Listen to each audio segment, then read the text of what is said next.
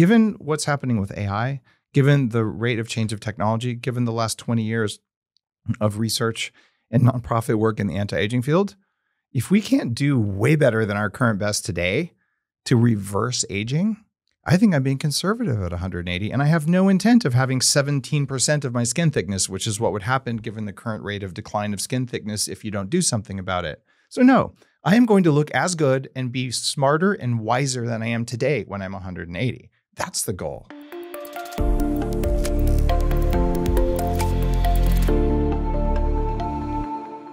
Okay, welcome back, or welcome to the Finding Mastery podcast. I am your host, Dr. Michael Gervais, by trade and training a high-performance psychologist. And I'm excited to welcome Dave Asprey as our guest for this week's conversation. Dave is an entrepreneur and tech innovator, 4-time New York Times bestselling author, award-winning podcast host, and pioneer of the biohacking movement. For those of you who have listened for a while, you know that I have issues with the term hacking. And at the same time, I'm fascinated by folks that create and disrupt. Dave has spent decades of his life to elevate human performance, and he's created significant brands like Bulletproof and Upgrade Labs. And I wanted to dig underneath the surface to understand the human, how he's disrupted an industry. He also has a new book coming out, Smarter, Not Harder, The Biohacker's Guide to Getting the Body and Mind You Want. And he's fully committed to living to be 180 years old. That's interesting. So with that, let's jump right into this week's conversation with Dave Asprey. Dave, I'm stoked to sit down with you. It's been really fun to watch from a distance what you've built, the community that you've built, the influences that you've had over people's lives being better. And it's really difficult to get my arms around what you're trying to do, what you're trying to sort out. And I think it's probably very easy for you, but you've got so many different verticals. In a nutshell, what are they pointing toward? It's only 2 words, and it's in the mission statement for my companies, and it's upgrade humanity. And that's what we're doing. And there's different levels that you can use to upgrade our hardware, our software, our firmware, and even the signaling mechanisms between each of the nodes in the great network of humanity. But the reality is that it's time for an upgrade. And all of my businesses make great sense because whether you're talking about 40 Years of Zen, which is a high-end neuroscience company that trains executives' brains to work better, something I've done to myself for 6 months. So I could have 8 companies right now that I'm actively running, which is ridiculous and you shouldn't do that. But to be able to have my brain put on like that, okay, I did that. But to go from there to why would you make a new coffee company that has trace minerals in coffee called Danger Coffee? The uniting element is I want people who perform better. And I want people who feel better and have more energy, because people who have more energy were wired to naturally be nice to each other. So we build a better world by building better individual humans, and we build a better species by building better individual humans. Okay, so you're working from the inside out. You're working from the individual to be able to do that at scale.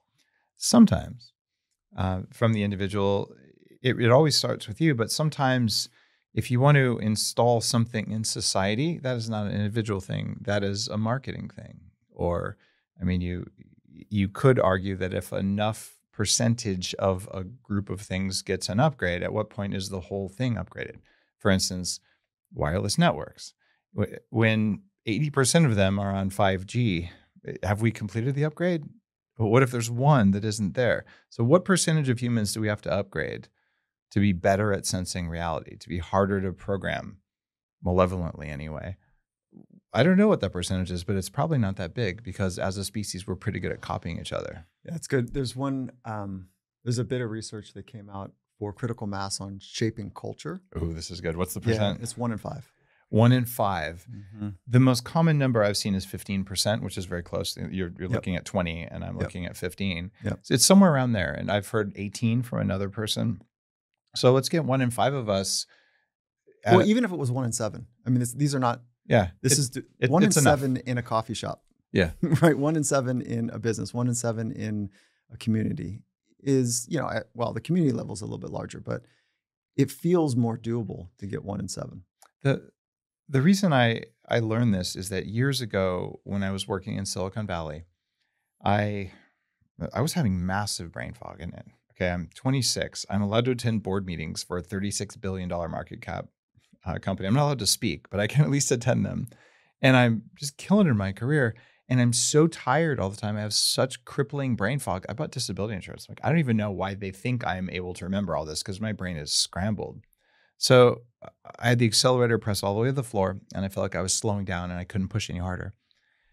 So I started really getting into the whole biohacking thing. And as I started realizing how much of a shift I could have, I went to my LinkedIn profile, and I was one of the first 100,000 people on LinkedIn, I'm sure.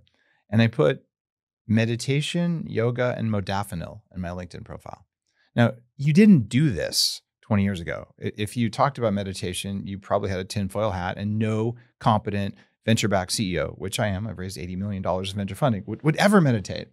And part of the reason for creating biohacking as a word and as an industry was to take these things that provably increase our performance and normalize them and actually make them cool. And that was the role of the biohacking movement.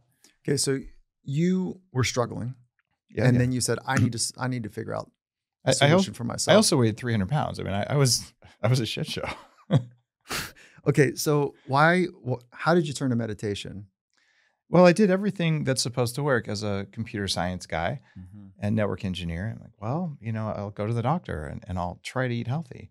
I ended up, in fact, the reason I wrote my newest book, Smarter Not Harder, I spent 702 hours going to the gym. I said, the most important thing that matters is losing weight.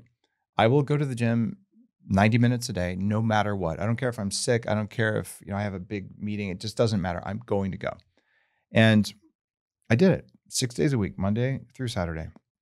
Half weights, half cardio. At the end of 18 months of this, by the way, I'm on a low-fat, low-calorie diet. At the end of this, I still had a 46-inch waist, and I still weighed 300 pounds, and I could max out all but 2 of the machines at the gym. And my first thought was, well, I didn't try hard enough. I'm probably eating too much lettuce because I already had to quit eating the chicken because it was too high calorie and no dressing. It's a horrible starved existence. Yeah. It's one a lot of women actually lead now, where they overtrain and undereat because they think it'll make them look good, and they can't lose weight because they broke their system. And it was a miserable existence, and I just wasted my time because as we're sitting here, I'm 8% body fat. I've had my shirt off in Men's Health, which is the most unlikely thing ever to happen to a 300-pound computer hacker in all of history, and something I never would have predicted or even asked for. And that was a byproduct of tuning my brain and my metabolism to work the way I wanted. And that's why around this movement, look, it's the art and science of changing the environment around you and inside of you so that you have full control of your own biology. I got into meditation because all the stuff that was supposed to work didn't work. I tried being famous. By the time I was 23, I was in Entrepreneur magazine wearing the first product ever sold over the internet. It was a caffeine t-shirt that said my drug of choice. I look like my testosterone was maybe 200 in that. I look androgynous in the picture, and I'm 300 pounds. It's the worst picture ever. But I tried fame, didn't make me happy. I made $6 million when I was 26, lost when I was 28. Neither one of those made me happy. And what the heck is going on here? So when all the stuff that's supposed to work didn't work, I might as well try meditation. That's what the idiots do. So did you have?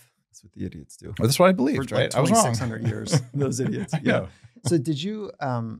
The idiots meaning traditional medicine, like that approach, or the fad diets?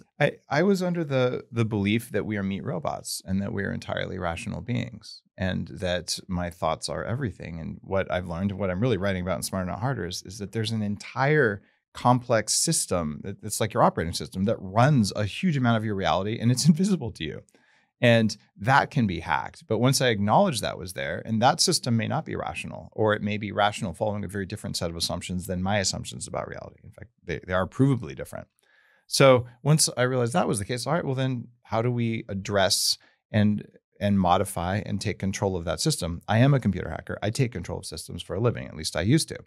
Actually, I still do, just a different system. They're meat operating systems. So, which let me pause you there. Yeah. The idea of a meat operating system, when I was reading your book, I was like, that's really good. That's really good. Because you're reducing, it's almost inflammatory to how complicated the system is, right? But you're tongue in cheek, you're saying, listen, we're basically a bag of muscle, bag of bones. There's a Buddhist play in what you're doing. And you're saying like a meat operating system, let's upgrade the operating system to get the meat to be more optimized. Yeah. So So you upgrade humanity, right? Yeah. It sounds very egotistical when you say it, but we've all got to do it. But if we don't admit that we're doing that, we'll be like your computer. If you never apply the updates, it just stops working. Mm-hmm. And that's what's happening to our species right now. The world is changing and we're changing with what we do and our behaviors, but we haven't changed ourselves to keep up with the world that we built. Finding Mastery is brought to you by Inside Tracker. To live your longest and healthiest life possible, you do need to understand what's going on inside your body.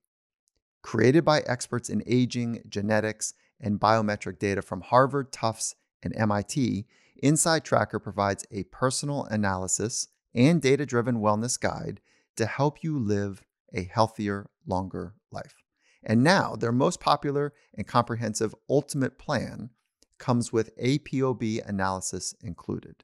Based on emerging research, APOB is considered one of the essential indicators of heart health. With APOB, Inside Tracker can measure the concentration of plaque-building particles in your bloodstream to give you a clearer picture of your cardiovascular health status. So now, with Inside Tracker's Ultimate Plan, you'll receive important heart health insights along with personalized analysis and recommendations from all 44 tested biomarkers. And for a limited time, our listeners can get 20% off when you sign up at insidetracker.com/findingmastery. I want to encourage you to embrace the data-driven approach to health and longevity. And a great way to do that is to visit insidetracker.com/findingmastery to claim your 20% off code today. That's insidetracker.com/findingmastery. Finding Mastery is brought to you by Electric. Electric is on a mission to make IT easy for small and medium-sized businesses. They have created a really thoughtful and intuitive platform that makes IT simple by centralizing the 4 core pillars of IT management: employee onboarding and offboarding, real-time IT support, and access to over 200 IT technicians to solve day-to-day results. Number 3, hardware management. Number 4, security standardization for all of your devices, apps, and networks.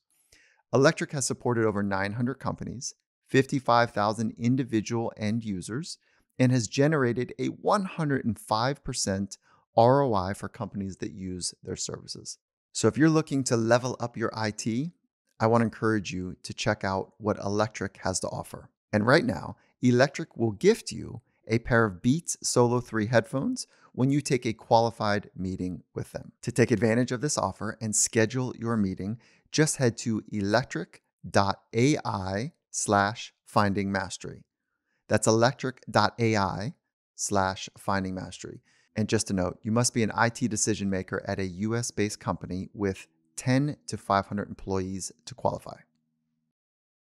How do you articulate, if you were to be a reductionist and play the game for a minute, Sure. what do you consider to be one of the great sources of pain for people right now? The biggest source of pain for people right now is they believe things about reality that are not true. And if I were to be concrete, I would say that are you saying that we don't see the spectrum of colors? We don't actually work in the reality that we think we are because of the way that we're processing information. We don't have a full command of the smell. Like, are you being sensory in that, or are you being more conscious and psychological in that? It's actually both. Our sensory systems are taking in a lot more information than we actually see. And there's a great book about this called The Case Against Reality. And Mother Nature optimizes every species' user interface on reality to optimize for survival. So we don't need to see X-rays or radar. Therefore, we don't see X-rays or radar. But if we did need to see those, we probably would, because both of those have a biological effect that we could technically see. Our brain would be like 3 times the size to be able to process. Yeah, or we'd have like weird bumps on our skin that could do that. Who the heck knows? But there are species who can see something like 27 times more data than we can. They're bacteria. So that's interesting. And imagine if you had a life-size map of Los Angeles.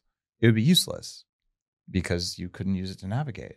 You'd have to just go there. Well, when I see you, am I seeing all of you? Am I seeing each blood vessel? Am I seeing each blood cell? Am I seeing the spin of the protons inside them? No, but all that's actually in there. So my picture of you right now and my picture of the world around us is a tiny, tiny, tiny sliver of what's actually there. Let's go to consciousness for a minute. Okay. Your take there. What is your take on what it means to be human? Are we a meat operating system? No. Or there's something else. And then however you think about that something else, I'm going to ask if it's local or non-local. I'm going to qualify that a little bit. After I tried the I'm a meat robot approach and it simply failed, I started traveling around. I went to Peru, and I know it's really cool and actually overdone and dangerous these days, but at the time I did ayahuasca with a shaman, and they actually said, "You're white." I said, "Yeah, I know, but I've actually read myself. I've done my work. I'm truly seeking this." And I found a shaman. There was no tourist industry. There were no like neo shamans who don't know what the heck they're doing, dishing out powerful, slightly dangerous drugs to unsuspecting executives. But I did that. And I traveled to Nepal and Tibet, and I learned meditation from the masters. And I've studied with different lineages. And I don't follow any one lineage. And I've done yoga for 5 years. I just interviewed Guru Dev Sri Sri Ravi Shankar out of India. I did his practices for 5 years. So I'm a cross lineage. I'm a biohacker. I'm curious, and I just do what works. And that's the promise I made to myself. I'm not going to go to the gym and beat myself up and do all these things that don't work. I'm just going to measure what works. And that's at the core of biohacking. How do we measure what works and stop doing things that don't work? And if we do that, we get on this continuous improvement thing, which ought to really resonate with business executives. If you understand Kaizen, or you understand any of the continuous improvement processes we've had. Open up Kaizen for a minute, because is your model following the Kaizen model? I don't follow Kaizen continuously and religiously, but the idea of continuous improvement is important. Okay. And so go to the consciousness bit for a minute, and I'll happily precede the idea is that we're much more than what we see. So I'm agreeing with you there. And then I'm saying that there is another dimension, right? There isn't. So I will just say it. My belief, based on all the data I've seen, is that substantial parts of our consciousness are non-local. Non-local. That some of it runs locally. But I'm a systems architect. Like I design content distribution networks and distributed systems and AI and stuff like that. And if you look at how system signaling works, you look at how distributed systems work, it's pretty clear that we're an antenna. And when you have a web browser, some of your browser runs on your local machine and some of the content's in the cloud. I know for certain that some of our content is in the cloud. And it's not the cloud that I helped to build. It's the cloud that was there when we came onto the planet. And I choose out of rationality to believe in past lives. And you have to hear me out here. Okay. If there's no such thing as reincarnation, you won't know it when you die. So if you choose to believe in reincarnation now, you'll be less afraid of dying your whole life, and you'll make better choices because you're less fearful. And if you're right, great. If you're wrong, you still win. It's the only rational choice. Similar to the model of life after death. In most world religions, there's something later. Yeah. So be okay now and do right now. And the counterpoint is that it's a control mechanism. It's a control mechanism when someone else tells you that they get to decide what your afterlife looks like. Or what right and wrong are. Oh, yeah. And I don't ascribe to any of those types of structures. But I have, whether we're talking using advanced neurofeedback techniques, advanced breathing techniques, shamanic journeying, fasting in caves, if you do some spiritual inquiry, you will see your past lives. And they look a very specific way. And people who do that kind of work know how they look. And I've had way too many things that could not possibly be explained any other way. And I'm comfortable with that. And if people think I'm crazy for that, you can think I'm crazy for that. It's all right. Maybe I am. It just, my shit works. Do you get pushback from, actually? Of course I get pushback from all kinds of people. What is the community that pushes against you most frequently and most loudly? There's two of them that are my favorites. One of them is the calories in, calories out crowd.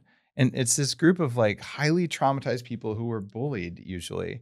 And then they grow up and they say, a Snickers bar cancels out a Diet Coke because calories, and they ignore like the preponderance of evidence. And then they sit around trying to bully people online who might say things that are truthful, like putting butter in coffee helps you lose weight because it's an appetite suppressant and it fixes your cell membranes. People lost 2 million pounds on my diet, but that crowd, they always push back, and I love them because they're like the best toy ever. And the other one that I love the most is vegans. All 3 arguments for being vegan fail, just grossly fail at the very slightest application of logic. And they're always so tired and they're always so easy to trigger. It's like having a little chew toy I can just push on whenever I want to say something funny. I just mentioned vegan and I get like 100,000 people come in and they're always wrong. Okay, what are the 3 arguments? I think you were vegan. I was a devout raw vegan. Yeah. I was a vegan, a raw vegan. It doesn't work, so I stopped doing it. I was a vegan between, it was like 87 to 94. Oh, you lasted a long time. Yeah, I did. And you know what? I was not healthy during that phase. Yeah. And so 87 was, there was no Whole Foods. It was hard. to do. Yeah, it was really hard. And I was like in my athletic kind of strike zone. And that definitely didn't help. No, you need animal protein when you're an athlete even more. Yeah. So, I think I do want to hear the 3 arguments. Sure. Jimmy Graham was one of the, he looked like he was chiseled right out of stone. He was a tight end for the Seattle Seahawks. Amazing specimen, 6'8". It looks like probably 4% body fat. I don't necessarily know, but amazing specimen. And he didn't mess around with meat. And same with Tony Gonzalez. So it can be done. I've seen it. There are a few people who get away with it. Yeah, they might have some sort of precondition that allowed them to metabolize in a certain way, and they did it just absolutely with the greatest help and intelligence around it. They still tend to get injured more. Like Usain Bolt, as soon as he went vegan, he's like, I've never been faster for one race, and after that, it was injury, end of career. Yeah. Okay. So what are the 3 arguments? Well, one argument is I'm doing it for my health. And that falls flat on its face for a variety of things. Some of that is in Smarter, Not Harder, the new book. One of them is phytic acid in vegetables or oxalic acid. These pull minerals out of the body, and minerals are what make you a human who's better able to show up cognitively and physically in the world. And we're all depleted of minerals, and plant-based diets deplete minerals. And then there's the fat thing where you're eating omega-6 fats that don't work with the body. And all these we could talk about for a whole show. But basically, the vegan diet doesn't enhance longevity. It doesn't give you higher performance. It doesn't make you feel better. It makes you weaker. And so that's not a good reason to be vegan. That's the reason that I was vegan. The second reason that they'll give is, well, I care about Mother Nature more than you. And from that perspective, we have to look at habitat destruction, and we have to look at the incredible environmental waste of plant-based fake foods and the medical effects of going vegan and spending the last 20 years of your life being in a hospital with Alzheimer's disease and all the other diseases that come when you're malnourished for most of your life. So the environmental aspects of it simply don't work out, because to feed the planet with low quality foods like that, it creates a very self-destructive cycle, and it also destroys soil at a rate that's alarming, because we run out of soil in about 60 years. I lived on and built and ran a regenerative farm on Vancouver Island, and you have to have animals that poop in order to have healthy soil, in order to eat the kale and all the other weird stuff that vegans are still eating because they haven't learned how to feel good yet. By the way, you can see why I like to play with vegans. There's a lot of triggering in here, right? Vegans, I was a vegan. I love you. I'm just having fun. So, third argument. Okay. Third argument is animal suffering. I raise cows, sheep, pigs, but if I eat a cow, that's 1 death per year if I have a pound of beef every day.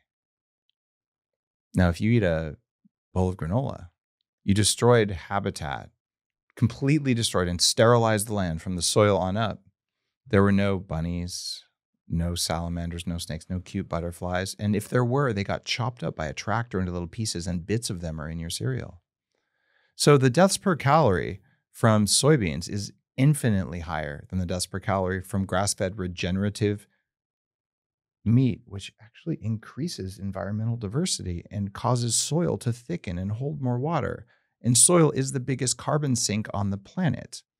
Now, I like the idea of carbon sinks. I'm also the guy who wrote the first $50,000 check that ended up becoming Elon Musk's $100 million carbon capture X Prize to use tech to pull extra carbon out of the air.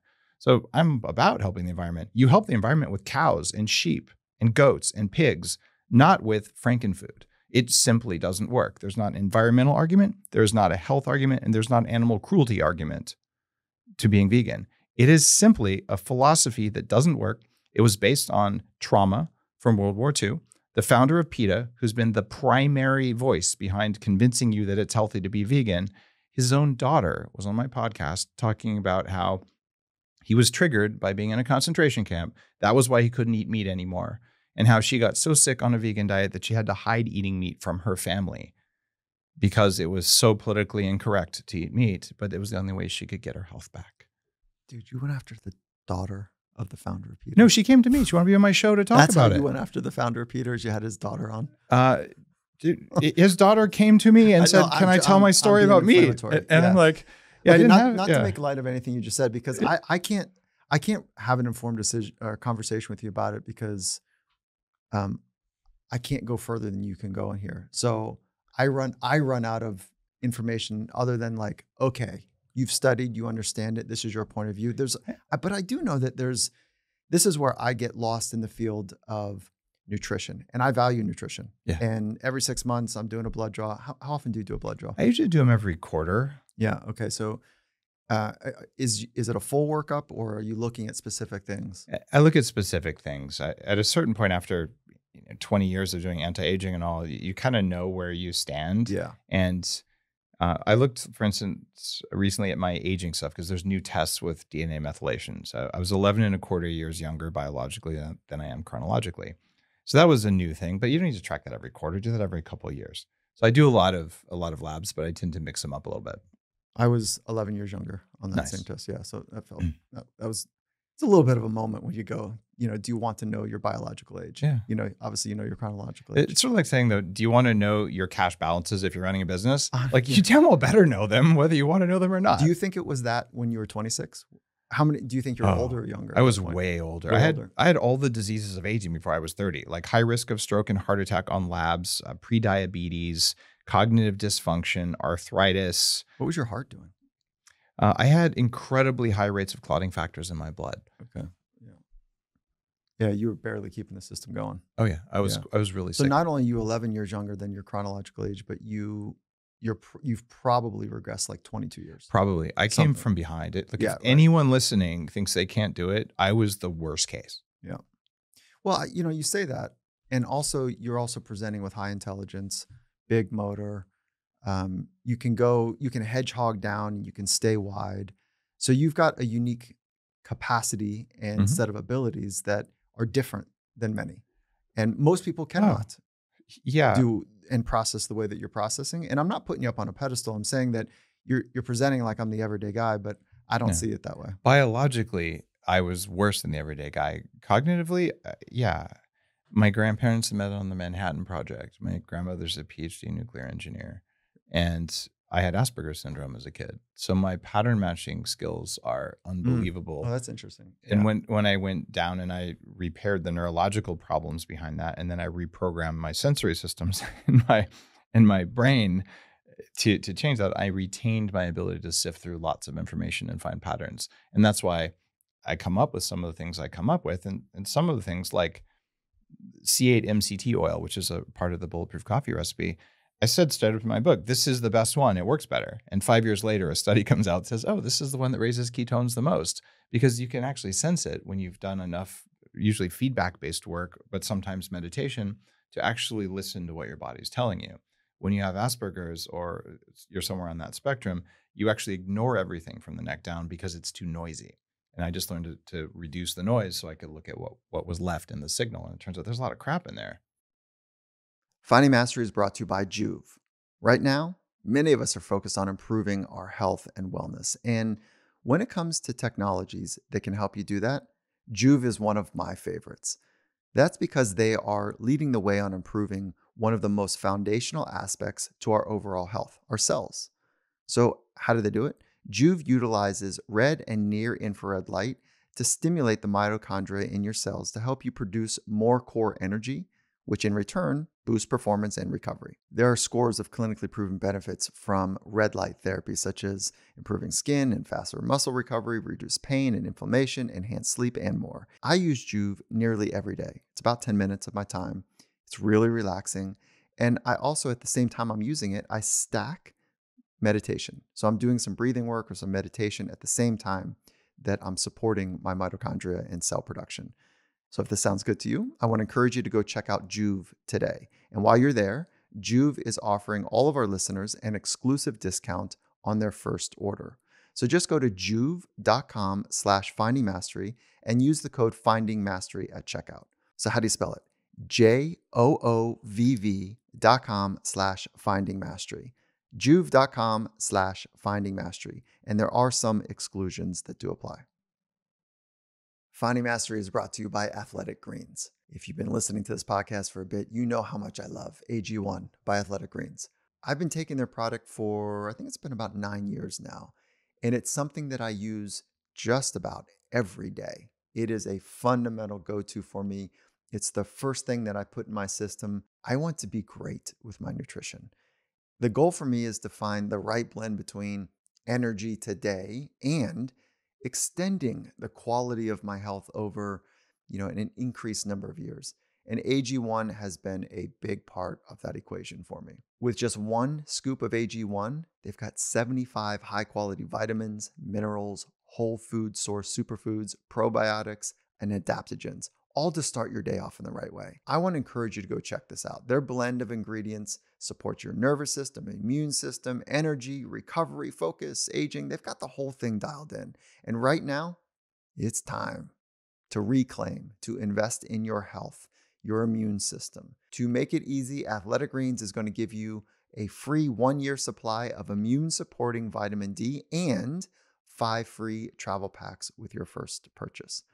All you have to do is punch over to athleticgreens.com/findingmastery. Again, that's athleticgreens.com/findingmastery to take ownership over your health and pick up the ultimate daily nutritional insurance. It's interesting because when you were speaking earlier and you're talking about system architecture and being a systems thinker, and I'm watching you manage lots of information and pull it together. I was wondering what is your connection to your emotional life and the emotional life of others? I'll add one more dimension to it, is that when you speak, you're emphatic. You are, this is how it is. I am certain that there's part of us that's non-local. Yeah. And some of the brightest minds in the world are like, we don't really know.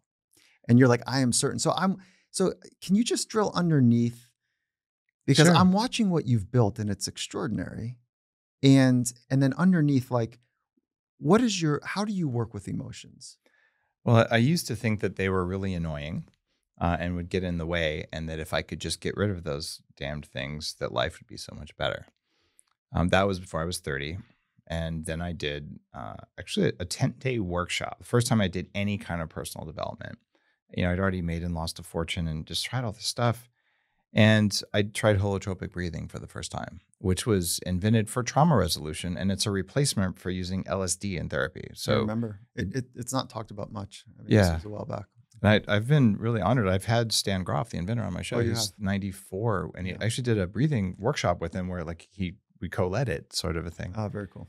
And one of the luminaries, the inventor of transpersonal psychology. And I just came out of there going, what the heck just happened? But there's all this stuff that I had written off as being useless. And the woman who ran the workshop, who has since passed, her name was Barbara Van Dysen. When I walked in there, she said, Dave, tell me about your birth. I don't even know why I'm here. A friend told me I had to come to this thing, my birth, hospitals, vaginas. What do you want? And she says, do you know anything? I said, yeah, there was a cord wrapped around my neck, but I didn't lose any oxygen, so it didn't make a difference. And she goes, yeah, I thought so. And she opens a little PowerPoint, she had it printed out, and she goes, this is you. And it was like a SWOT analysis of my personality, all the shit that I was dealing with. And I'm like, what? It actually started crying. I was like, what do you mean?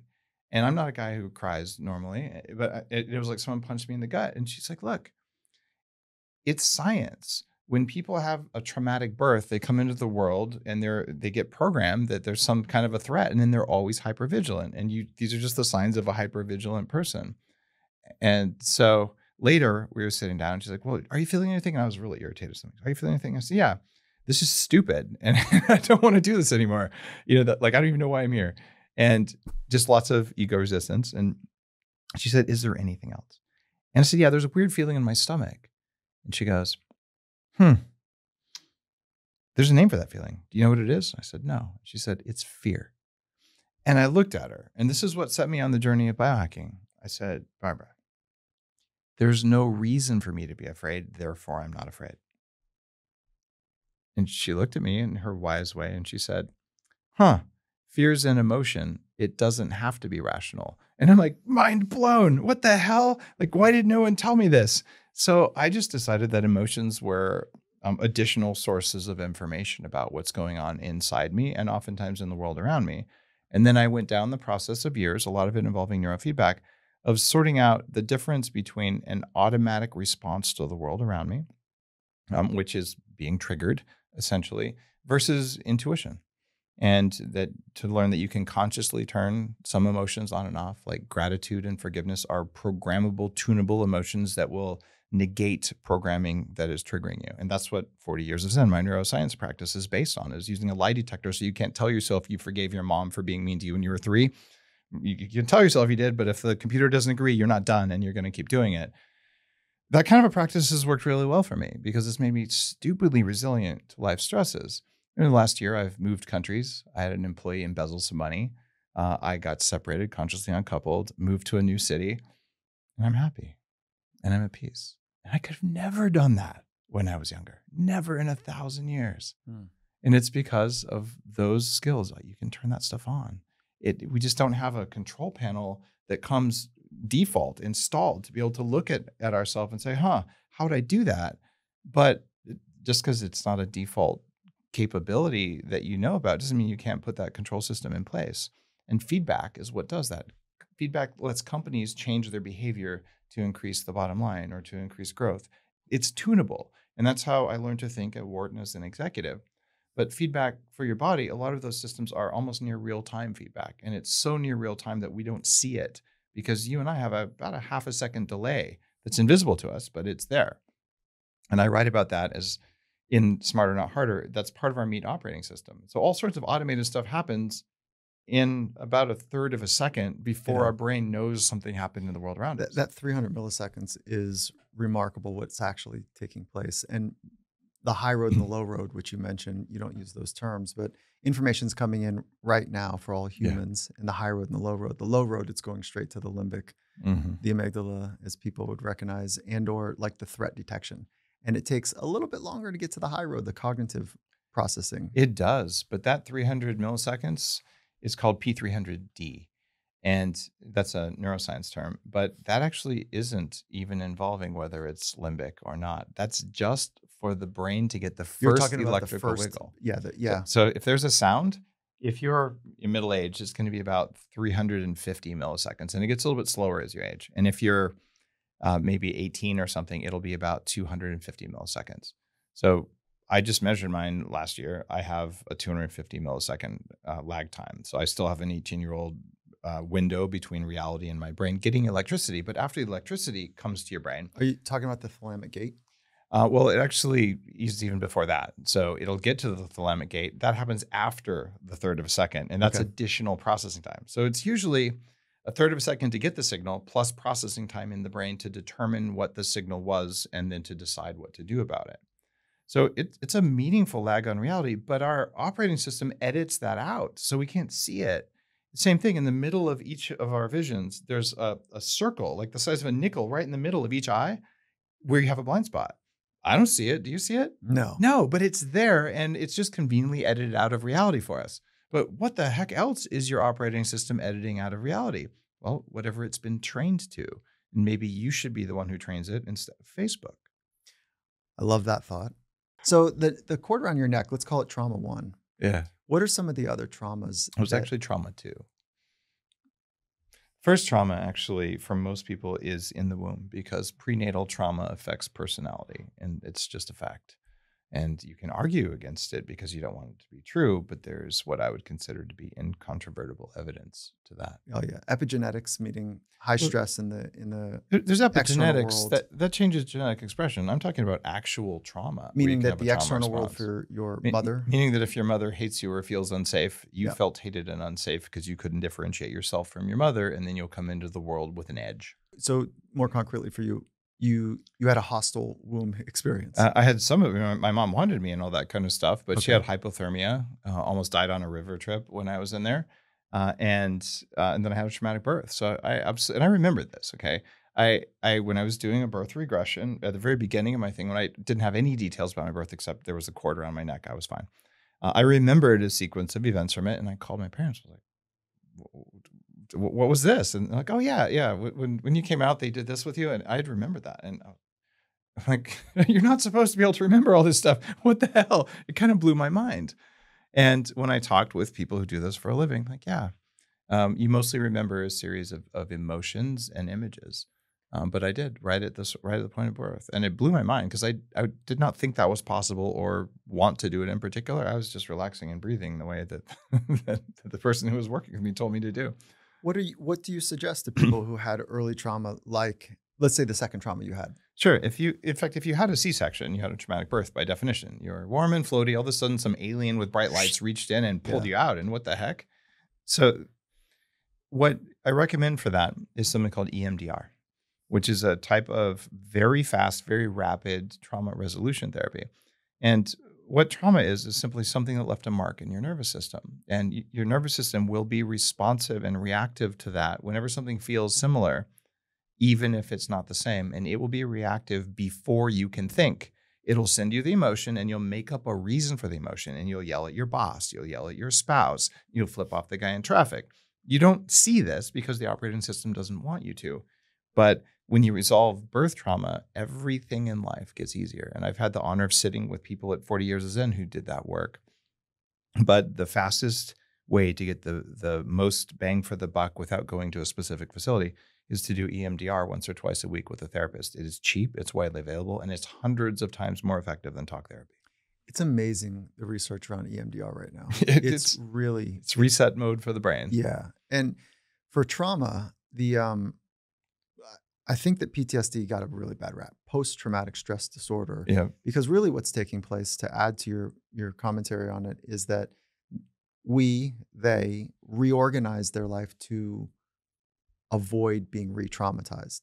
Exactly. So, yeah. So it's a mechanism where it's not, okay, PTSD is like, oh, they got screwed up in some way and they're hypervigilant. Okay. That's such a callous way of thinking about it. But really what's happened is this amazing organism has said, let's not do that again. And let's not do it again automatically before you think about it. Yeah. Your body was so afraid that it was going to die because that was how it felt, regardless of what it actually was. If it felt that way, then it's going to automatically make sure it doesn't come close to dying again. And it'll tell you any story necessary in order to make you believe that. And this is really important for business people because a large number of business people at higher levels are actually motivated by whether it's early life trauma or quite often by bullying or by family issues to prove they're good enough. So they're doing all this career achievement. That was certainly the first half of my career. You're doing all this career achievement because you've been traumatized and you know that failure equals death. So you will do anything. The problem is you'll tell yourself any story, including one that's a lie, and you'll end up being a narcissist. The definition of narcissism as I use it is someone who believes their own story when they lie to themselves and others. And that's different than a sociopath, with someone who knows they're lying when they lie to themselves and others.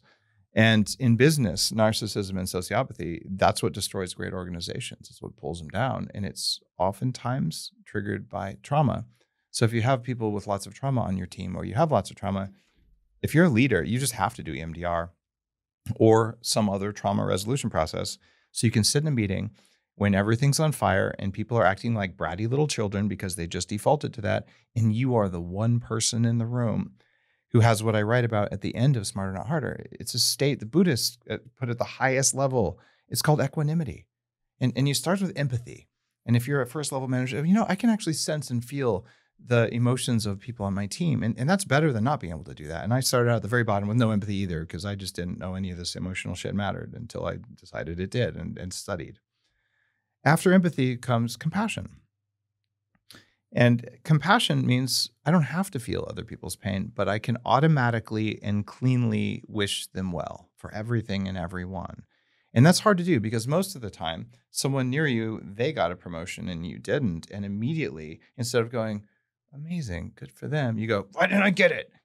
That's a lack of compassion. So wishing well for others instead of the greed thing.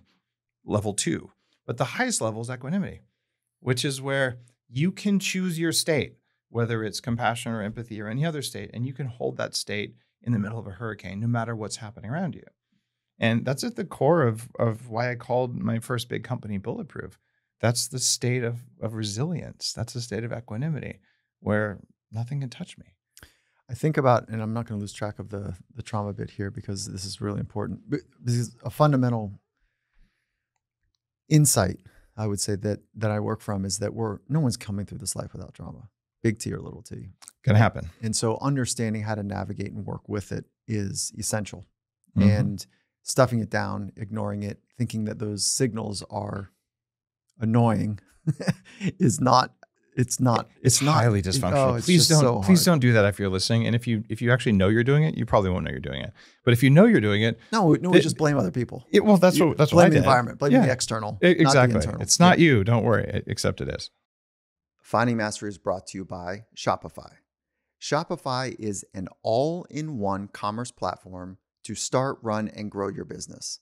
Whether your thing is succulents or supplements, Shopify simplifies selling so you can focus on successfully growing your business in person, online, and across social media marketplaces.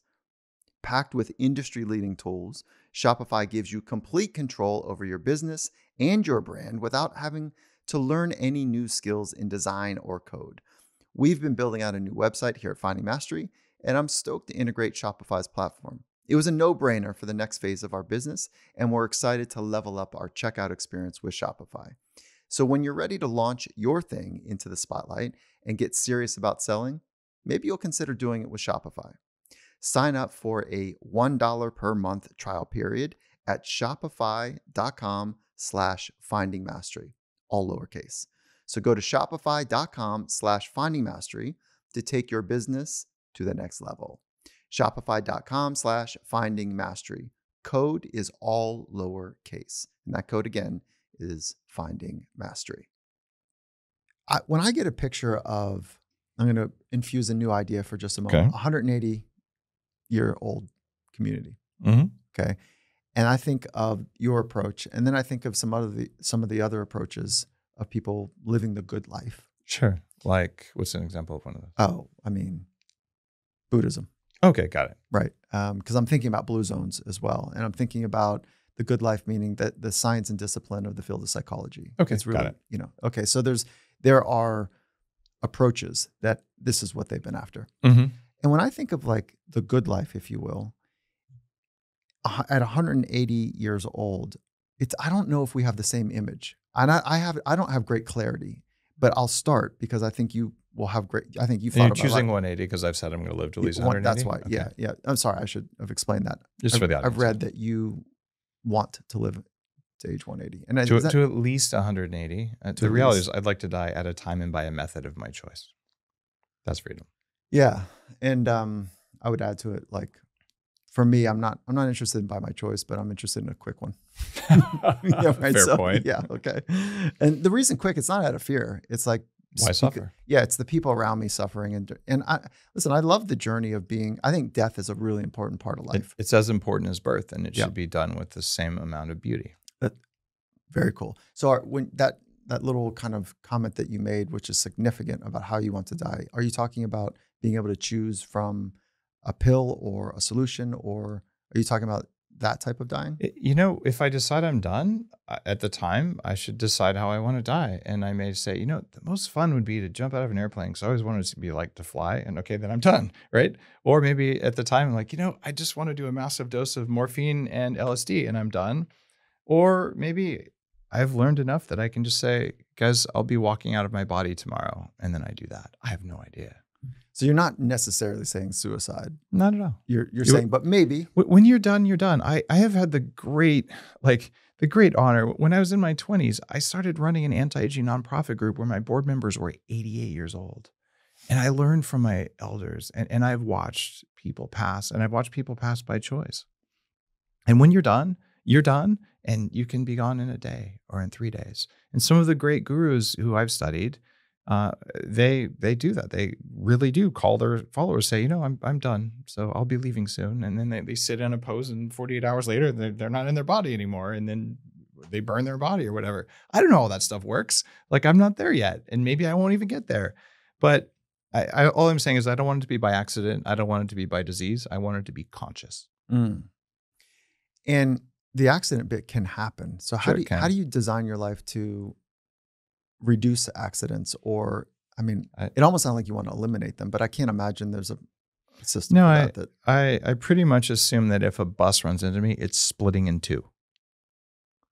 Okay. Do it again. I'm just messing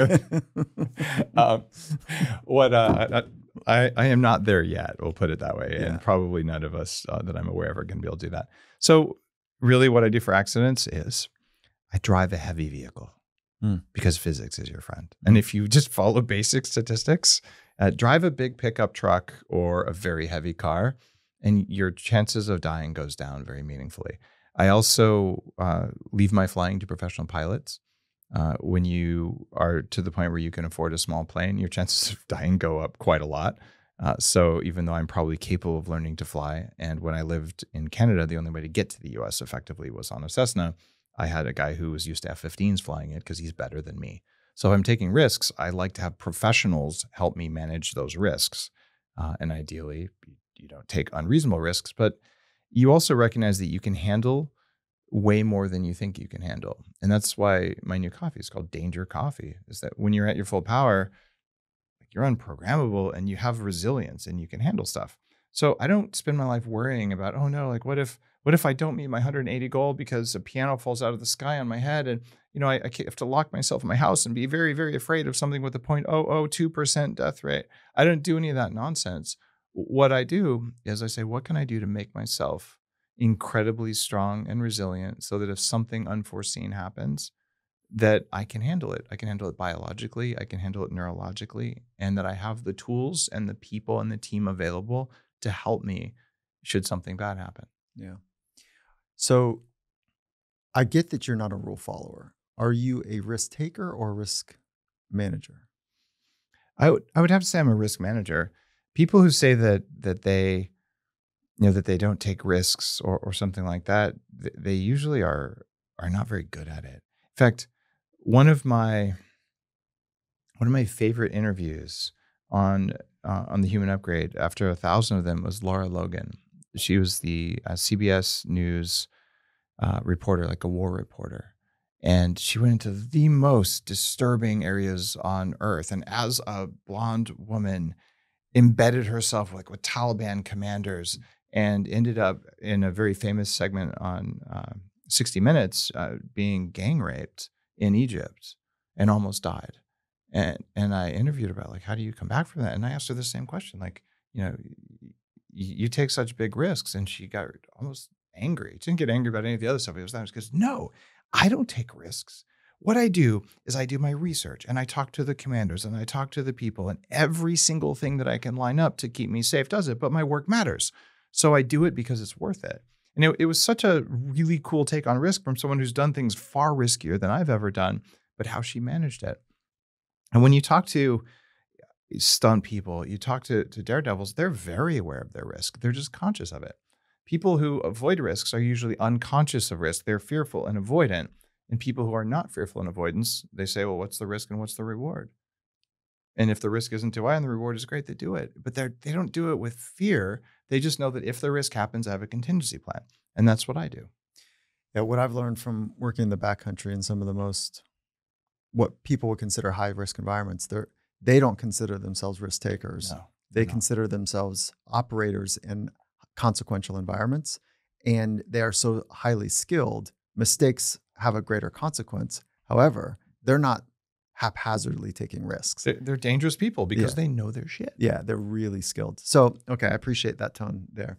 You're spending your thriving years right now thinking about extending to where physically you're not going to be as vibrant and buoyant as you are now. Why do you say that? Is that who programmed you that way? That your youth right now is more vibrant than your age at 180? Yeah. Oh, that is something that seems obviously clear to me.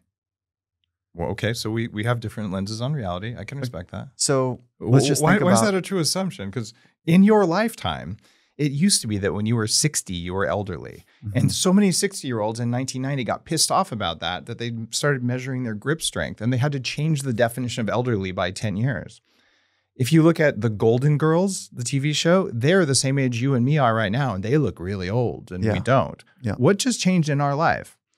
Given what's happening with AI, given the rate of change of technology, given the last 20 years of research and nonprofit work in the anti-aging field, if we can't do way better than our current best today to reverse aging, I think I'm being conservative at 180, and I have no intent of having 17% of my skin thickness, which is what would happen given the current rate of decline of skin thickness if you don't do something about it. So no, I am going to look as good and be smarter and wiser than I am today when I'm 180. That's the goal. I can get down with smarter and wiser.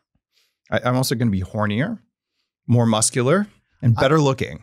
Okay, so I get the positive affirmations, but there is no case right now that I can make where a 90-year-old has the physical strength of a 26-year-old that in both of training over decades of time. Well, the 20-year-olds can't train over decades of time. One decade.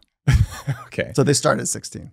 Got it. So a highly trained 16-year-old today is stronger than a 90-year-old? No. Okay. Let's say 26-year-old. Okay. Now, yeah. let's say that the 90-year-old now has spent the last 90 years and is a billionaire working on modifying, tweaking, and upgrading his biology. And the 16-year-old is just a young pup. I'm betting on the 90-year-old. No, in different forms or different arenas, I would as well. However, like the decline is noticeable. And sure, there's not the cliff at 40 that we thought it was, or 50 that we thought it was, but there's still a decline. The decline is noticeable if you don't do anything, so I'm doing something.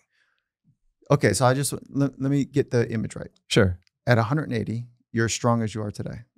Or better. You want to bet? Yeah. It's a really... I'll win. Yeah, let's bet, yeah.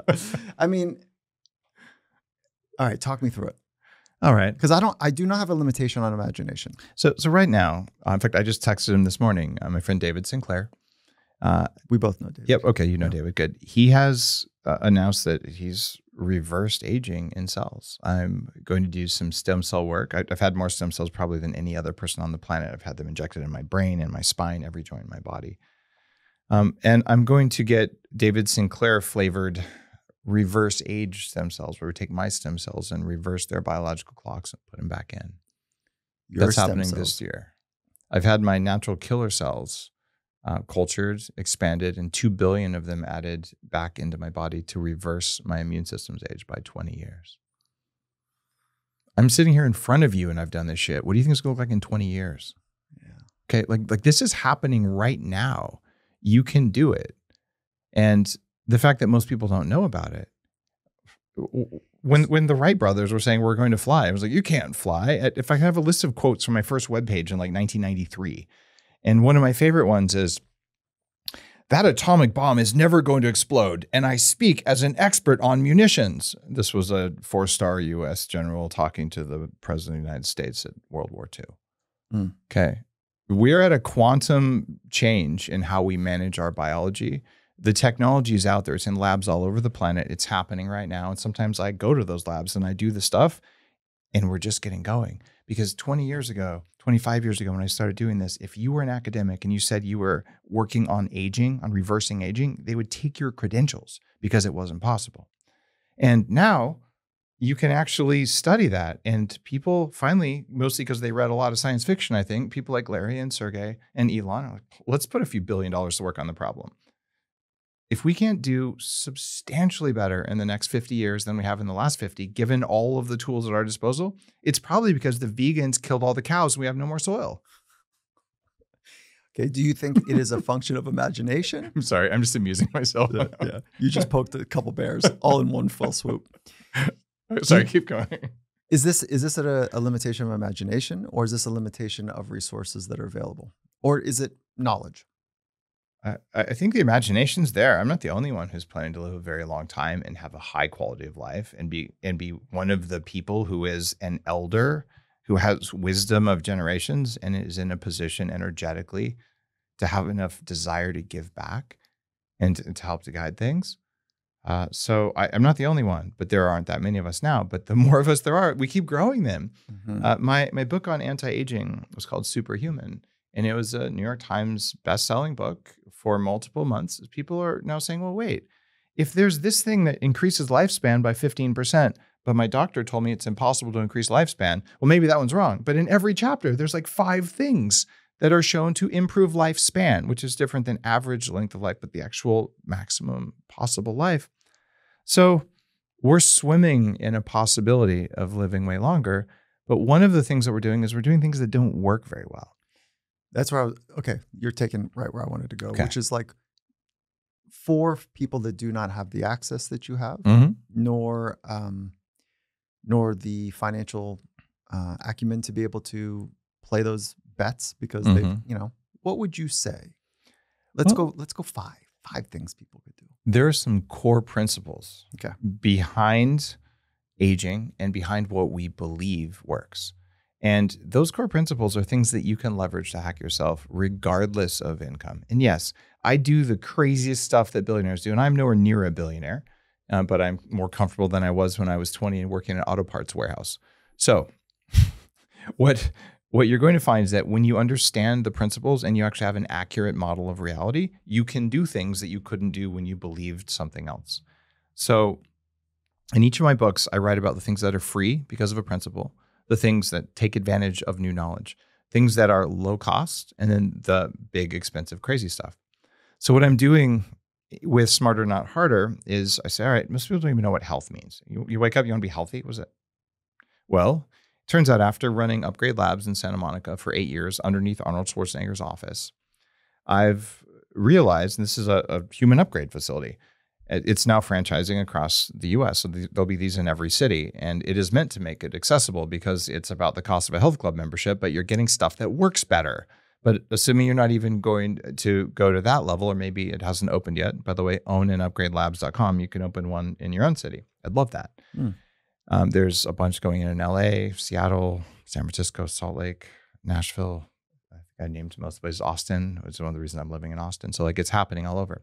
But in the meantime, let's say that there's these 5 goals that people have. One of them is strength. One of them is cardiorespiratory or endurance. And those two don't always go together. You kind of have to pick a top goal. There's cognitive function. There's energy, metabolism, and weight loss. They all go together. I want my energy back is the same as I want smaller pants. They just go together like a teeter-totter. And the final thing is cognitive function. I want my brain to work better. So the idea is that if you understand that each of those goals is distinct and you pick one as a primary goal and another as a secondary goal, then you actually have measurable things you can work on. And now you can choose what things to do that are going to increase your results in those domains. And it's not that different than how you'd solve a business problem. Like, okay, what are my actual goals? Okay, which one's more important? Let's stack rank them. Now let's choose the technologies or techniques that help us reach those goals most effectively and efficiently. We don't do that with our health. We don't do that with our human performance very well. So those 5 domains matter. And there's a couple other ones I write about that are sort of frosting on the cake. And one of them is I just wanted to improve my sleep quality. I don't care about the rest. The other one is I wanted it to be better in bed, which is the other one. So those are kind of little things you can do for those. But really, if you do these top 5, you get everything. And if you just do one of the top 5, you get benefits for everything. So when we talk about things that help you get your energy back and get your weight loss back, or things that increase resilience, let's talk about resilience. That's probably an easy one. So one thing you could do is you could just say, well, I'm just going to tough it out, which is pretty much how I would have started it. That's where a lot of people are. Like, yes, I'm suffering. I'm just going to do it. Well, you could say, all right, I'm going to meditate. So that would be step 1. But as I write about in Smarter, Not Harder, well, it turns out breathing and doing breath work actually just works faster than meditating. So it's totally fine to say, hurry, meditate faster. I actually wanted to go play with my kids, or I wanted to get a promotion. So I only wanted to meditate for 10 minutes instead of an hour today. And we have built into our operating system, not genetically, but actually by society, this idea that working hard and suffering makes you a better person. I don't actually think that that's reality, but that's what we believe. Being able to work hard, having the capability to work hard does make you a better person, but actually doing it all the time just makes you tired. So what I would suggest is look at the different technologies and techniques that work most effectively for you to deal with stress. And certainly meditation, then you add breath work. These are free. You can do these things, but understanding that breath work provably works better than just meditating. Different, I would say different aims. You know, meditation has, there's a depth to meditation that breathing doesn't offer. But mechanically, breathing training and breath work is, from so many standpoints, metabolic included, like it's outrageous. It's outrageous. Yeah. And it's awesome. And for clarity, like, do you have a protocol that you're using that you're liking? And I'm doing something which is a 1-1-2-1, and I'm finding that to be meaningful. For every one inhale, so 5 seconds, 5 seconds, 10 seconds, 5 seconds, or 8, 16, 8. Okay. The thing that I like about what you're doing is as long as the exhale's twice as long as the inhale, that triggers parasympathetic function. That's right. Which is good, but it depends if you're trying to trigger parasympathetic. Well, actually, in what I just described, so let's call it a 6-12. 6-1, 6-1, 12-1. Because there's a pause. 6 on the inhale, hold for 1, exhale for 12, and then hold for 1. Okay. So that's a parasympathetic trigger. A classical parasympathetic trigger breath. Okay. But the 8-8, 16-8, or whatever the cadence is for you, the actual metric, that actually creates it's a starvation for oxygen. Mm-hmm. And on the 16 out and then the 8 hold at the bottom, at about like second 5, once you've done, let's call it 6 cycles of that, and you're at your threshold, your entire body is lit up looking for an escape mechanism. Do anything. You can take a breath anytime you want. It'll stop doing that. Oh yeah, it does. You push the capacity. Mm-hmm. That's how you get better. And it's also a moment to be able to work with your own mind. You realize that your body's telling you that you're going to die. Yeah. It's lying. That simple. It's your meat operating system lying. In fact, I wrote about that in my book on fasting, Fast This Way, the last one. Food's the same way. You're going to go 60 days before you starve to death. But if you don't have tacos for lunch, you're going to die. It's the message you get. Your meat operating system is just a liar. Really fasting from air for a little while to show your body, A, that you're in charge, and B, that it's not going to die when it thinks it does. It will calm down over time. So when I started doing that 5 seconds with my lungs empty, I felt like I was going to die. And sometimes I go 20 or 30 seconds with my lungs empty, and I'm just at peace with it. And it's entirely possible to just do 2 breaths a minute. Just in, hold, slow, 100%. Exhale. Yeah. And people don't know that you can do that, and you feel like you're going to die, but you don't. That's right. And that is an adaptation moment for you. And just to add one layer of, I think, depth to what we're talking about is when you do that work, and let's say you're in that starvation moment for oxygen, and my legs start to move and my feet start to kind of they just start to get fidgety, right? And so just quiet my body down one more time. And then work with my mind. Stay in it. You're okay. Here we go. This is what you're doing. You're okay. And that's the self-talk mechanism to work, to get to a place of effortless rather than strain. And I'll draw a corollary for you. You know, the rage of cold right now, right? And so, I think the benefits of cold are noted, and the walking into the cold, I think, might be as equally important. I believe it's equally important. It's the same reason that Tony Robbins will have you walk on coals. It's the reason at my conference I had people jump off a 3-story platform onto a stuntman thing, because showing yourself that you can throw yourself off an edge that is clearly sure death if you listen to your body. Just realize your body lies to you. It lies to you all the time. Yeah. It's designed. The meat operating system, to use your language, is designed to keep you alive, not necessarily to keep you happy or to do anything that matters in the world. It's just don't die. So, but back to the happiness bit for just a moment. Sure. You said you're happy. Most of the time. I mean, sometimes I am, sometimes I'm not. Yeah. Very few people can be happy all of the time. Would you say that you have a sense of joy? Sometimes I do. Sometimes I don't. It's more happy for you. Sometimes I have a sense of joy, but I'm not in a state of joy all the time. But certainly there are times. How do I experience a sense of joy on a kind of daily basis? I probably experience joy every day a little bit. And when I'm hanging out with friends, going to Burning Man, or just doing more playful, longer term playful things, then I have a lot more joy. And content, do you feel have a sense of peace and content? Yeah, a lot of the time. Not always. And there are some people who are very restless. And I've done a lot of coaching with people, and especially with the neurofeedback practice, people go really deep. If you have a mission and you're working on your mission, making progress on your mission, if you're mission driven, your sense of contentment usually goes up. If you're not working on your mission, or you're working on your mission and you're not making any progress at all, your sense of contentment will go down.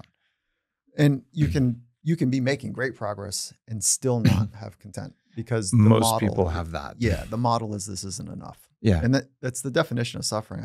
I have something I don't want, Mm-hmm. or I don't have what I do want. It does absolutely create suffering. And I don't know that I have anything else to prove from a business perspective. Like, very few people have gone from 0 to $100+ million with a company they founded. It's exceptionally rare. I went to $27 million before I took any venture funding. Are you still the founder? Oh, I'm sorry. Are you still? Did they bring in an edit? I'm not on the board anymore, so I am Okay. still the largest shareholder. Largest shareholder, no longer operating. Yeah, I have actually no contact with the company, but I'm the largest shareholder. And is that company Bulletproof? Yeah, absolutely. Okay. Yeah, because it's now I see it everywhere. So Oh, they hit the go button. We're a national brand, and so there's that, and there's have I helped people? People, like hundreds of thousands of people have had their lives changed by my work. I mean, what do I have to prove? Did you I don't feel know. like you had something to prove? I think in the early part of my career, I did feel like I had something to prove, and I had a very successful and impactful career in tech. But after that, even with Bulletproof, I was originally going to make it a nonprofit, and it was too slow to do that. So I just started a blog, and it wasn't going to be a career at all. I was a VP at Trend Micro. I made $250,000 a year with stock options. I didn't need a job. I had a young kid. It was the worst time I ever started a company. I was just called to do it, so I did it, and that's what happened. Going back to high school, smart, chip on the shoulder. Well, obese, the largest kid in class. Yeah. Low, maybe emotional connection at that point. Just about none, because I had Asperger's. I didn't even know the names of most of the people in my class at the end of the year. Brutal experience? Well, or was it like, no, I'm actually like, I didn't know? Oh no, it was brutal. Plus, I grew up in Albuquerque, which is not exactly the bastion of peaceful, and there's a lot of bullying going on. And when you're the biggest kid in class, the smaller ones, because of Napoleon's complex, always come after you. How tall are you? I'm 6'4". So when the 6'4" bully or kid gets bullied, what was that like for you? Well, anytime you're bullied at some level, it tells your immediate operating system that you're at threat of dying. And yes, I've had knives pulled on me. I've probably been in 100 fist fights. I never lost a fight because of physics. 100 fist fights you never lost? Before I graduated from high school, yeah. It's not true. One time I did. I was on crutches and I was stuck in the back of a van and the guy wailed on me. He probably won. The rest of the time I won. You and Hicks and Grace. And I never threw a first punch, ever. But What do you mean physics? Well, because when you weigh like 250 pounds or whatever, and these scrawny little guys who are looking to prove something, and their meat operating system says they have to attack the largest person, especially the one without any friends. Well, I could just sit on them and they couldn't do anything about it. Wow. I also knew judo.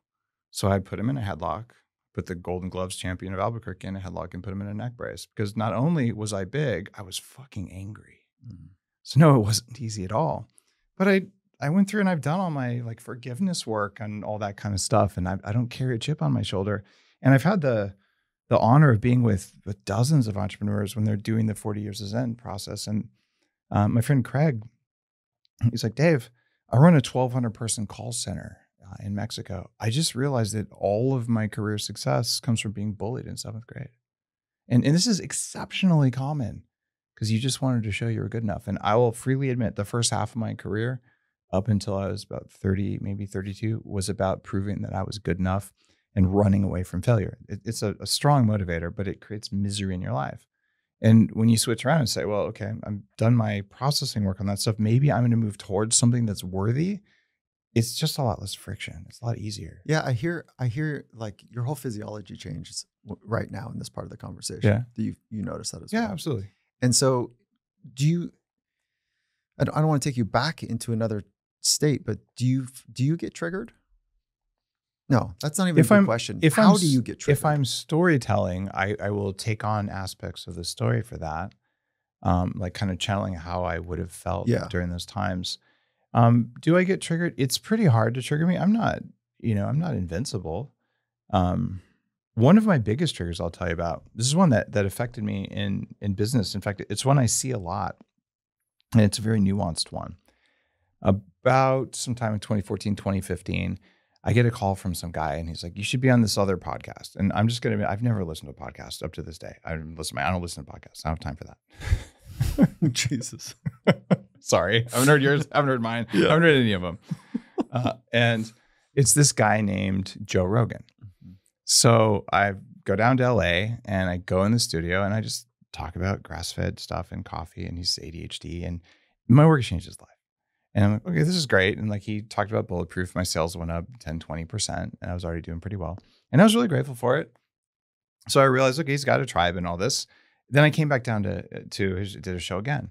And he's same thing. He's just saying all this great stuff about me. I'm like, thank you, Joe. Like, this is great. I'm like, do I like offer him some of my company? Like, how do I say thanks? This guy is just being a big cheerleader, but I've also like get paid back. I've helped him personally, helped his people understand why kale is probably giving them kidney stones and all this kind of stuff. Like, just doing my best to be a good. My entire social media is just like, Dave, you're changing my life from all these different people. Well, one day, Joe just says, Dave, I decided you lied. And this was stuff I believe your coffee is full of mold, and my other friends where I have financial interests, these other companies where I'm going to make money, that they don't, and you're a bad person. And he told all of his like full on attack on my character for 18 months. And the reality was that every time Joe said my name, I sold more coffee. It didn't matter what he said. But the feeling was like I'd been stabbed in the gut. And all of a sudden, all these like organized trolls are coming to my social media pages and trashing them. And it was like a cancel culture thing. It's like a re-trauma to the early stuff. You know what?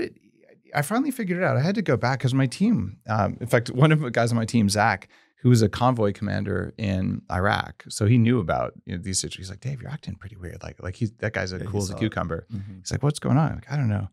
So I couldn't figure out what it was. I went and I did the 40 years of Zen, the reset process that I work with clients through. And you kind of go into this altered state. And all of a sudden I had this picture of something that happened to me in first grade. I hadn't thought of it in 30 years, out of my conscious memory. I was in the bathroom, and little Johnny comes in and pees on the wall. I go, hey, teacher, little Johnny peed on the wall. And I know you're not supposed to do that, right? Did the right thing. So the little Johnny comes out and goes, oh, no, I didn't pee on the wall. Dave peed on the wall. And then I got sent to the principal's office. And I was so full of outrage for doing the right thing and being punished for doing the right thing that it left like a mark in my operating system that I didn't know about. It was completely invisible to me, as they are designed to be. So essentially, I don't know whether Joe's psychic and was trying to do that, or it just worked out that way. But man, like, it pushed some serious buttons for me. So I went in. Once I realized what it was, I did the trauma reset forgiveness stuff that I know how to do. And then all of a sudden it became abundantly clear. Joe, thank you. Like, just keep saying I'm a bad person. It's fine. Like people see. And the fact that a small percentage of bullies, adult bullies, came to my website, I just hit ban and delete. It's about 100 angry dudes. They're gone. And life is back to normal. And so, cool. Very cool that you did the work. Because what you're pointing to is it's not a mechanical surface solution. It's not a tactic that's going to save this. It's like, let me go back and see why this is so triggering.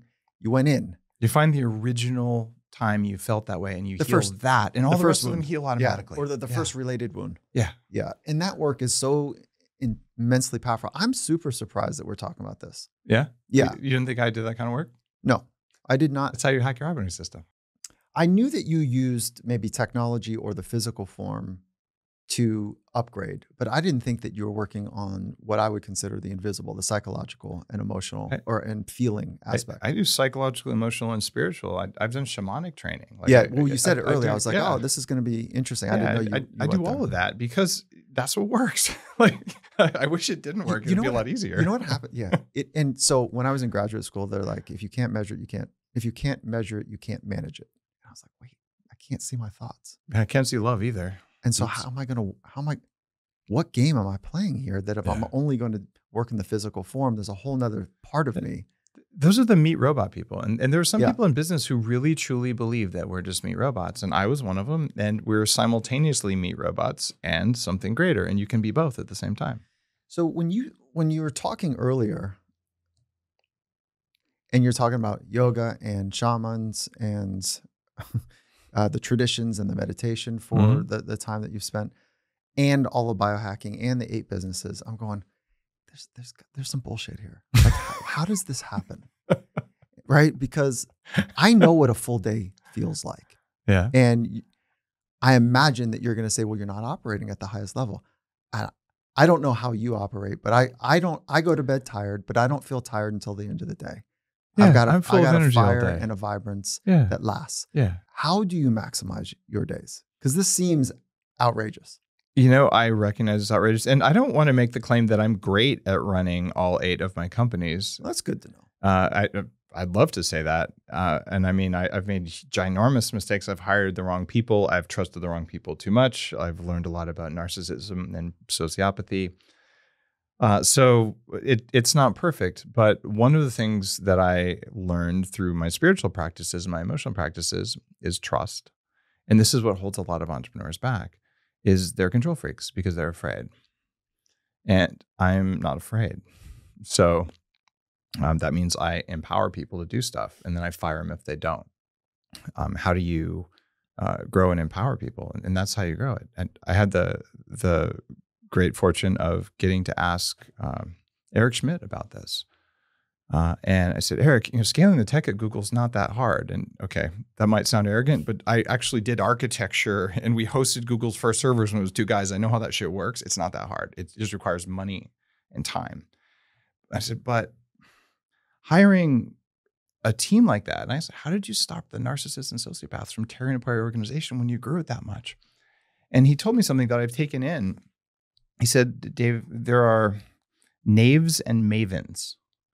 And maven is someone who's odd, who gets a lot of stuff done. This is the engineer who can't work with HR, but just gets so much done. And, I was one of those actually in my early life. So I get it. But then knaves are people who might be really good at their job, but they're building empires. They're throwing people under the bus. They're doing the stuff that we all know people do in corporations. And he said, well, after a lot of thought, he decided on a solution, which was public and traumatic firing of knaves. And he said when he did a few of those, all the other ones left the organization. So what I'm working on in my companies and all this stuff is more empowerment, more trusting people. And if people steal money, the way I've had happen this last year, or lie straight up, I publicly fire them. And everyone knows if you don't perform for the team, you're out. And we're not going to pull punches. We're not going to be unkind. We're not going to be mean. We're going to be truthful. And truthful is kind, and kind is not nice. So that's what I spend my time on. And I spend most of my time on being a content producer and being the champion of biohacking. And I started the movement. And now I help other entrepreneurs. I'm an investor in a couple dozen companies, do a lot of advisory work, some board of directors work, and I work on empowering my team to do the work, because I don't know if I had to know every little thing going on in each of my little companies. I couldn't do that, but I hold it in my head because I have a strange brain. You do have a strange brain. Yeah. Yeah. Big appetite. It's also highly modified. I mean, 6 months of neurofeedback every single day with hours of electrodes on your head every day. There's stuff that all of our brains can do that we don't know. Yeah. So I don't run a base OS anymore. Are you able to get to, like, can you find a alpha theta ratio and kind of have a signature of how to get there? Like, can you, for what outcome? Just let's call it like a deeply relaxed focus state. Oh, those are simple. We've known those since the 90s. No, without your technology. Oh, Sorry, yeah. I didn't finish the thought. Oh, yeah, like, sure. So like right now, can you go to let's go like, can you go to high beta if you want to? And just high beta is easy. Yeah, that's sure. That's easiest, like a quick and easy aggressive one, right? And then alpha is actually a harder one to get to. It's hard to find that hurts. But can you find an alpha with theta? So it's a focused, relaxed state. Yeah, the low alpha theta crossover, sure. Yeah. And can you find that on command, or do you need to do some breathing and a little bit of self-talk or a little bit of light movement? It would probably take like 20 seconds maybe. Yeah. I would guess. The harder one for me though is going all the way into theta, because one of the things that happens when you have Asperger's, and for actually a lot of people no longer have Asperger's. No, I don't You don't. You do not. I make eye contact. I remember people's names. My sensory inputs have all been edited Yeah. and tuned, and I would not it know works. if I watched. Yeah, I don't present. I don't meet the clinical criteria, but I did, and all of my aunts and uncles and my grandmother do. Like it runs in my family. Okay, I see. All right. So it is not a normal brain. I'll give you that. So where is it going about alpha, theta? Yeah, we're going to alpha, theta. You said it like 20 seconds. Oh, for theta. Yeah. So when people have, you'll see my cool glasses here, right? Mm-hmm. It could be because I think I'm Tony Stark, or this might be True Dark, which is one of my companies. And these glasses are designed to cut out certain parts of the blue light frequency that create the most visual stress, given your eyes are a part of your brain. If I was to stare at the LED light over there for the length of time for this interview, my brain would have dropped into an open eye disordered theta, essentially almost like a seizure inside the brain. So I developed, starting in about 8th grade, fluorescent lights and LED lights will do that to me. I developed a very, very strong theta suppress. So for me, going into theta is the hardest thing to do compared to almost anyone else on the planet. Because the second it happens, I get a danger signal, because I'd go into theta in high school and just like pass out on my desk. Yeah. So I'm visually sensitive to certain light. But it turns out people who wear these during the day get less cravings. Their brains work really, really well. And there's an equivalent one for sleep. So I tuned the light that goes into my operating system to make it do what I want. This is just a biohack. Yeah, back in, let's call it 1993, 94. No, 1999, I was exposed to Dr. Erlin.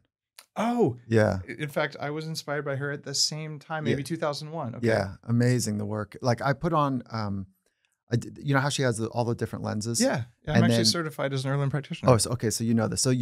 So this was an early experience for me, and I put down, it was like wavy lines and dotted lines and whatever. And I was an athlete, and I put on, I think it was maybe yellow. I can't remember. Maybe pink. I don't remember.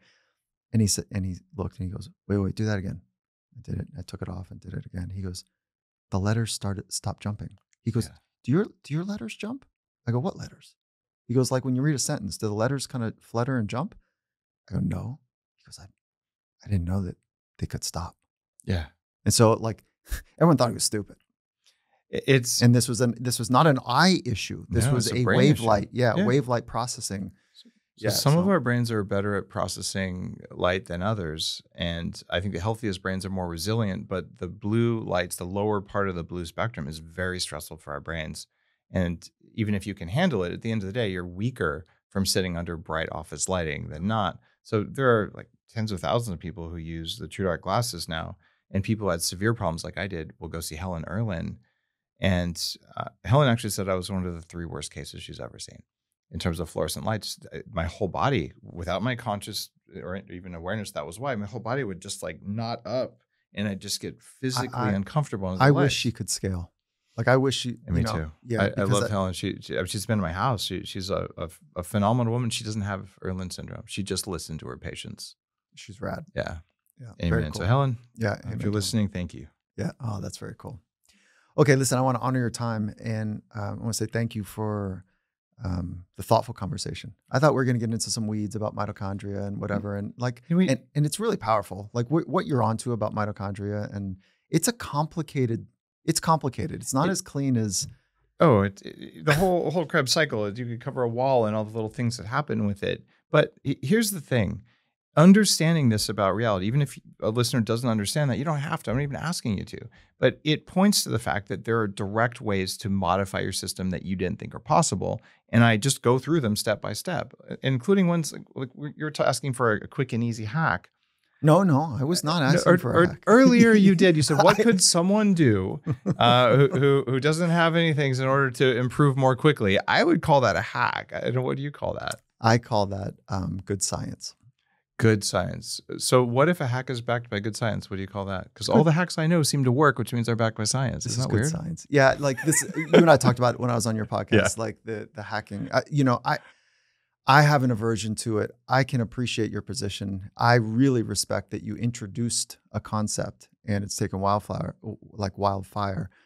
But I'm not interested in hacks. I'm interested in application of really good science. You want stuff that's actually going to work and provably works.